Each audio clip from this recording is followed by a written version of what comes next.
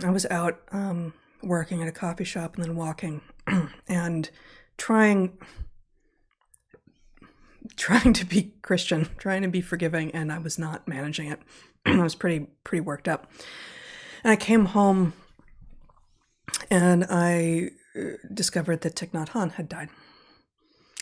And he was 95. He was a Buddhist monk whom many found solace and meaning in. And I spoke about him a bit in, it turns out, episode 62, almost exactly a year ago, actually, January 9th, 2022, in an episode that we called Tyranny Comes at You Fast. And as I said then, my experience, I actually spent 2 weeks with the man when I was a 17-year-old. The high school that you and I met at, Brett, had these senior, I don't even know how it was framed, but they gave you sort of 2 weeks to do something creative, or to take time to do something by which you would become a better human being. I believe you...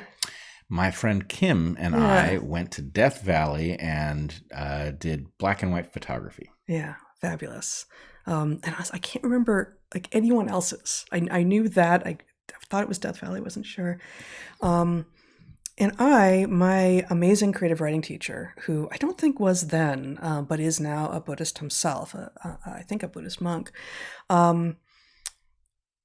got me into this Buddhist artist retreat up in Ojai, where I was the only kid. I was a 17-year-old, I was a young woman, and there were all these beat poets, and then some other artists as well, some 2D and 3D artists, and Thich Nhat Hanh, who for 2 weeks led us in like 3 sitting and 1 walking meditation a day. And then we were, making the place run. We were, breaking bread together and all of this. And then doing our art, whatever it was. And, my art at that time, I began to do some ceramics, but it was words, it was writing, and it was sleeping in tents and such. And I got to hang out with beat poets and Thich Nhat Hanh, and it was remarkable.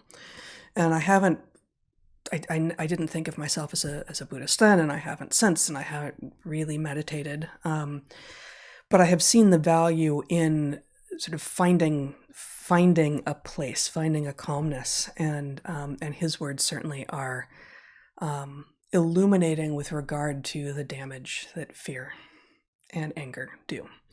And so I went back to the same book that I read from back in episode 62, Fear, Essential Wisdom for Getting Through the Storm. Again, this man is dead today at the age of 95, and I just wanted to read a couple of brief sections from this. Appreciating where we are. Thich Nhat Hanh. Imagine 2 astronauts go to the moon, and while they're there, there's an accident and their ship can't take them back to Earth. They have only enough oxygen for 2 days. There is no hope of someone coming from Earth in time to rescue them. They have only 2 days to live. If you were to ask them at the moment, what is your deepest wish, they would answer to be back home walking on our beautiful planet Earth. That would be enough for them. They wouldn't want anything else. They wouldn't think of being the head of a large corporation, a famous celebrity, or the president of the United States. They wouldn't want anything but to be back there walking on Earth, enjoying every step, listening to the sounds of nature, or holding the hand of their beloved while contemplating the moon at night. We should live every day like people who have just been rescued from dying on the moon. We are on Earth now, and we need to enjoy walking on this precious, beautiful planet. Zen master Linji said, quote, "The miracle is not to walk on water or fire. The miracle is to walk on the earth." I cherish that teaching. I enjoy just walking, even in busy places like airports and railway stations. Walking like that, with each step caressing our Mother Earth, we can inspire other people to do the same. We can enjoy every minute of our lives. And one more brief. That's beautifully described, in fact. Yeah. And I would argue, actually, you can get a different version of that by looking at mundane creatures, absolutely every one of which is a miracle. Oh, yeah. Right? You just don't realize how amazing a housefly is, right? But even a housefly, if you stop to take the time to look at it, there's a lifetime's worth of fascination in it. Yeah, I'd rather not land in my drink, but okay. Oh, yeah. Sure. I mean, it's immoral on the part of the fly if it does that. But no, I think they're deeply into amoral territory. Okay. The Conditions of Happiness, from, again, the book Fear, Essential Wisdom for Getting Through the Storm by Thich Nhat Hanh. The conditions of happiness. There are so many conditions of happiness available in the present moment. You can take a piece of paper and a pencil and write them all down. In the beginning, you may think your list won't be very long, but you'll be surprised to find that even both sides of the paper aren't enough for writing down all the conditions of happiness that are already available. When we look at our own body and the environment, we can identify many conditions of happiness that are already available, hundreds, thousands of them. For example, your eyes are a condition of happiness. When you have eyes still in good condition, you need only to open them to see a paradise of shapes and colors. When we've lost our eyesight, we recognize that to have good vision is a wonder. So your good eyesight is already a condition of happiness. Thanks to your eyes being in good condition, this whole paradise is available to you. If you touch this condition with awareness, happiness naturally arises. There are innumerable other wonders just like that in your life. For example, there is your heart. Breathing in, I am aware of my heart. With mindfulness, you recognize the presence of your heart. Breathing in, I know my heart is there and I'm very happy. To have a heart that functions normally is a great happiness. When you've worked a long shift, you may have a chance to take a rest, but your heart never stops working. It's beating for you 24 hours a day. Your heart is healthy and working for you. That's a wonderful thing. There are those among us who don't have such a heart, who are always afraid of having a heart attack or some other emergency. There's nothing in the world they want more than to have a normal heart just like the one you have. So you breathe and recognize the presence of your heart, and you are touching another condition of happiness. Breathing in, I'm aware of my heart. Breathing out, I smile to my heart with a lot of gratitude. You're touching another condition of happiness. You can touch hundreds of conditions of happiness right there in your own body and mind, as well as around you.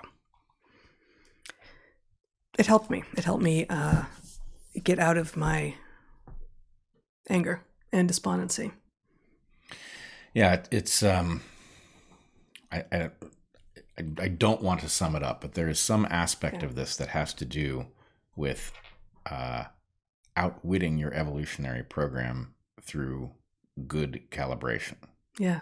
Right? We are designed not to pay attention to houseflies. We are designed not to be noticing every step. We are designed to be doing all kinds of things, and we are designed for an environment we don't live in. So that design is almost completely arbitrary with respect to what you should actually be paying attention to. Mm-hmm. And mindfulness doesn't cut it. The problem with mindfulness is that it's too general, right? But what he's arguing there is, that from another vantage point, something that you have, which you are taking for granted almost every moment of every day of your life, would be a reason for great joy, were you just simply in a slightly different spot. And therefore, you can tune into that anytime you like. And you've talked about this with regard to what it felt like waiting for the boat to come back after the accident in Galapagos, right? When it wasn't, no one would talk to you and it wasn't clear if I had survived. Yep. And you had the sense of maybe this is the moment before which and after which everything is different. And just, for me, having lived through the experience, and then of course the years and years of aftermath, rehabilitation and everything. But for both of us, everything could have changed right then brings you back into sharp relief of appreciation and gratitude for so many of the things that you had perhaps forgotten to be recognizing or grateful for. Yeah, in fact, it's weird. I hate to introduce it because in some sense it almost suggests the opposite lesson, which I don't want to do because I know it's the right lesson. But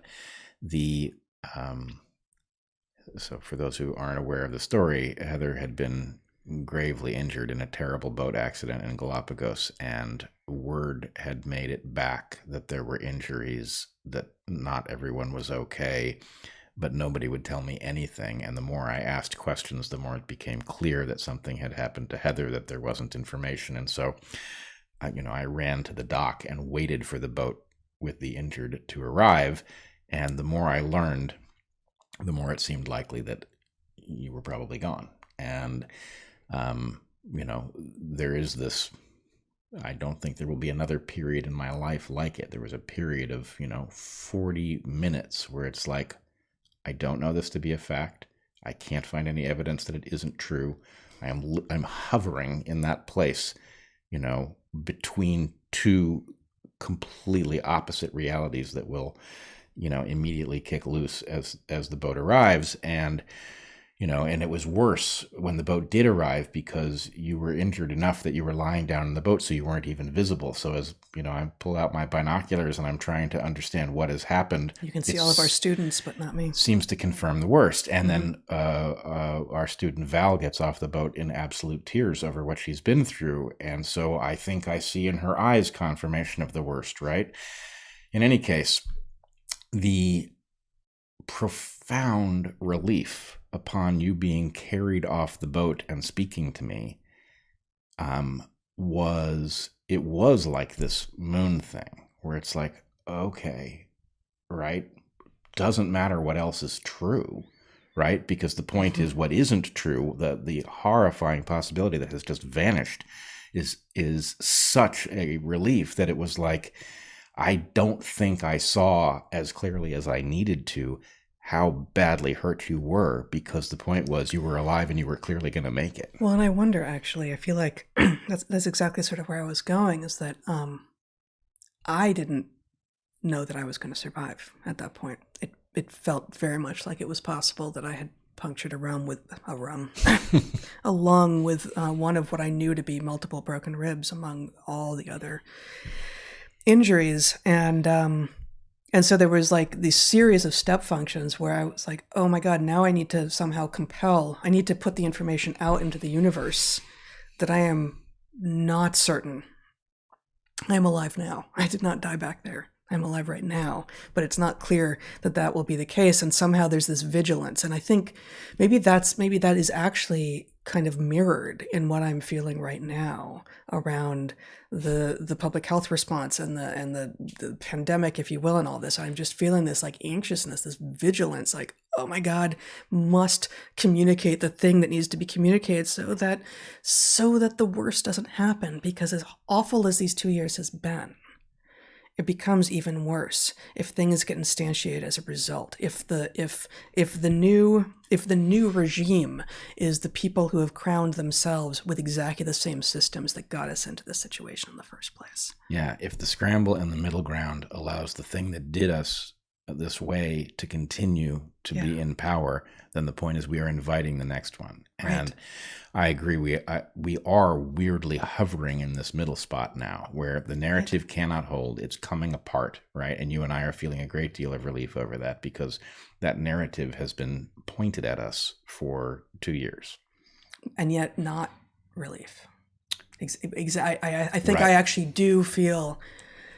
I hadn't occurred to me, but I actually do feel that same sort of visceral anxiety without the excruciating physical pain associated with the really just the hours between landing on that dock and being assured by the good doctor Estefania that no, I was going to survive. But there was time in there. It's like, I don't know, and no one else is aware. Like, help! Like, no one else can hear the truth of what I know is going on, and that was entirely about my body. But this feels like the body politic. Like, watch this. Everyone must have eyes on this and not let it happen again. Well, it's interesting. I didn't see this connection coming at all, but I absolutely think this is where we are. And I have had multiple conversations with people who have taken, some prominent people who have taken a tremendous amount of shit over revealing again and again and being, courageous in the face of what came back at them. People are feeling relief. And I hate to be the one who says, actually, I was kidding at the beginning of the podcast, but I do think this is the halfway point, because the point is it wasn't about the pathogen to begin with. Yeah. The pathogen was real. Something rode that pathogen, and that something's fate now hangs in the balance, and it is now going to react like a threatened, ferocious creature, and people need to understand that that's coming. Otherwise, it will stay in power.